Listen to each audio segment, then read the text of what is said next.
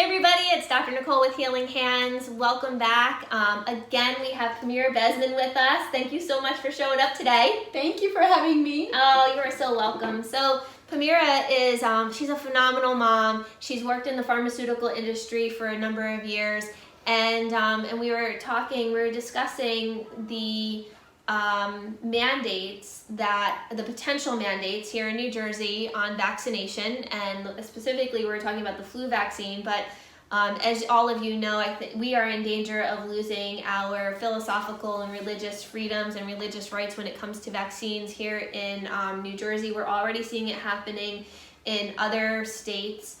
And Pamira, what I would like you to share with the people watching this video is a little bit about the religious exemption. Mm-hmm. So there's two things. When I'm talking with patients in my office, many people don't even know that they have that right. They don't even know that a religious exemption exists. Mm-hmm. And if they do know that a religious exemption exists, they don't really understand the science behind or how we can rely on religion to have an exemption. Right. Do you understand what I'm asking you? Yes, okay. I do. Okay. Yeah, so the more scientifically minded and the more, highly educated you become, somehow you become a bit separated from this idea of understanding how religion and spirituality might have an impact on you making decisions about medicine and bodily choices. But I'm going to try to touch upon how it's like completely interdependent, and it makes complete sense. So unfortunately, in New Jersey, we are in a state where vaccination rates are not only very high, but vaccinations are highly politicized, and they're aggressively pushed by the legislators, by the institutions, by your pediatrician, and a lot of people are forced into vaccinating with certain things being held hostage. And sometimes the correct information not being given to them. Right. So a lot of parents believe that, they receive this piece of paper from the school, and the school says, along with, your, down payment or whatever, your enrollment form, send in your doctor's records and your vaccination records. Right. So at that point, everybody has a brain freeze, like, oh my God, I have to make an appointment, go to the doctor, get the checkup, and get these vaccines. So the moment you go to the doctor is going to check those boxes. Right.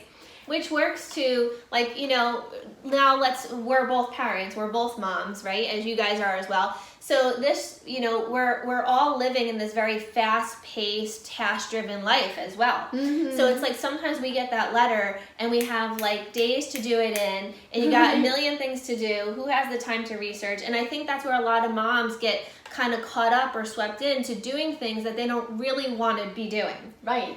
And it's a compartmentalization of authority and decision making, right? Mm-hmm. So you think that you're a mother, or you think that you're a lawyer, you're whatever, and then somebody else knows best what to do in that arena, and then you outsource that decision. Right. So the paper comes from the school giving you an order to check the box on something. You're a law-abiding good citizen. Of course, you're not going to create an issue here. Mm-hmm. So you go to the doctor, and the doctor says these are the things you need to get, or sometimes doesn't even tell you, just gives them to you. Right. It signs the piece of paper, you're done. But what have you really done? You don't really take the time to understand, and you must. This is where we need to take a step and understand, because for the people who have understood what goes in a vaccine, how is a vaccine manufactured, there are a lot of concerns, and I want to talk about some of them. Okay. A lot of the commonly recommended vaccines include aborted fetal cells. Mm-hmm. Now, the proponents of vaccines say, oh, it's just such minor amount, it's been filtered so many times. Now, if you're a religious person, especially if you're a Christian, actually no other monotheistic religion allows this either, but Christianity specifically in America, we can all agree that abortion is an issue in Christianity. Right. So these babies that were aborted, Some of them many years ago, some of them more recently. It's not just that one baby that was aborted and then everybody is using that filtered tiny little thing. Right. That baby was aborted, and then that baby is continuously, through its cell line, is made to live in a petri dish. Right. Since the 1960s. Yes.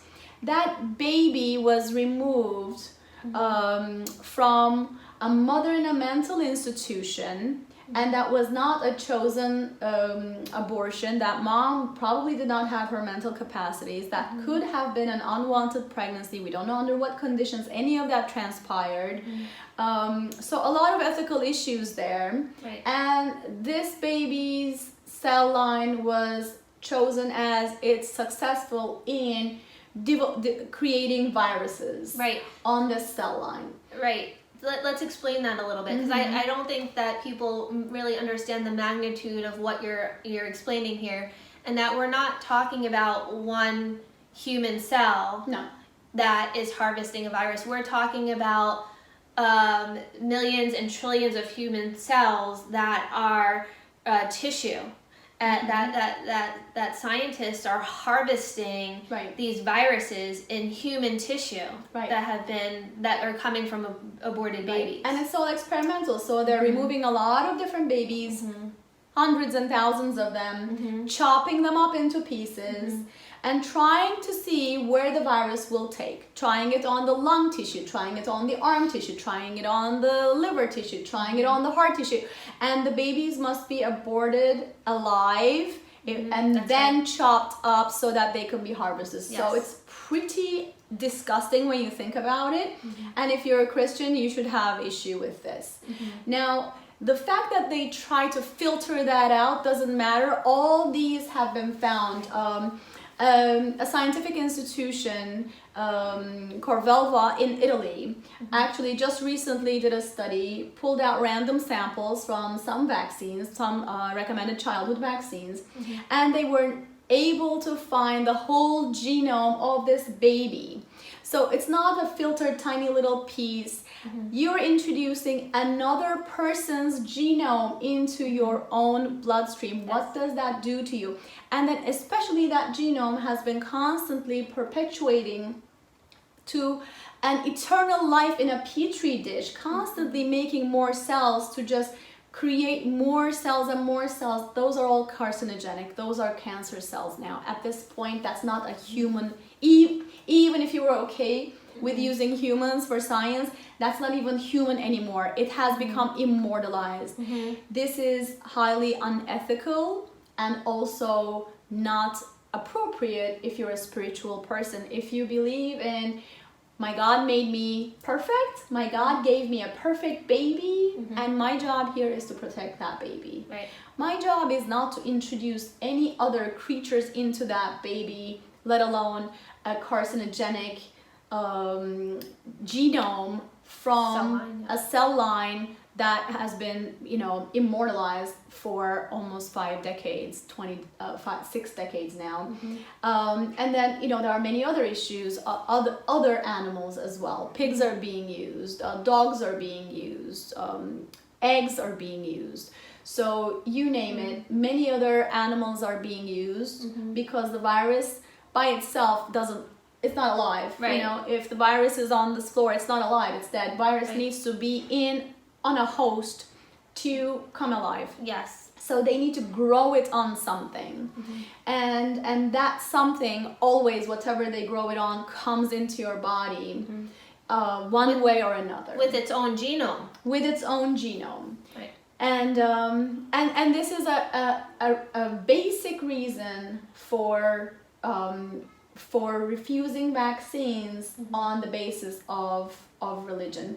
So there could be many other reasons. Your religion might dictate that you live a toxin-free life. You live a healthy, natural life. There are many religions that actually want to preserve your body naturally. Right. And if you follow those, then you have every reason, So you don't even have to go into every single detail. It can be on the higher level of, this just doesn't work, right? With my religious beliefs of how I want to live my life. Right. And you have a right. So that's the good news. In New Jersey, right now we do. Yes, in Right New now Jersey we do. we still do. We fought hard to preserve it. So next time there's a rally, come out and fight with us. We're not Yes. going to win without you. We're going to win together. We do. We do need to come together. We still have it. So tell others if they feel like they have issues. You don't have to explain to anyone what your religious tenets are. You just write a very simple statement that your child does not receive vaccinations due to your religious beliefs. That's it. That's it. Put it in my child's confidential records. That's it. And it's a confidential thing. The nurse cannot be going around telling other people that your child has a religious exemption. It's nobody's business.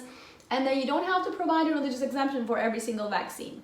It's once you have it, you have it. You don't, it's none of their business at this point anymore. Yes.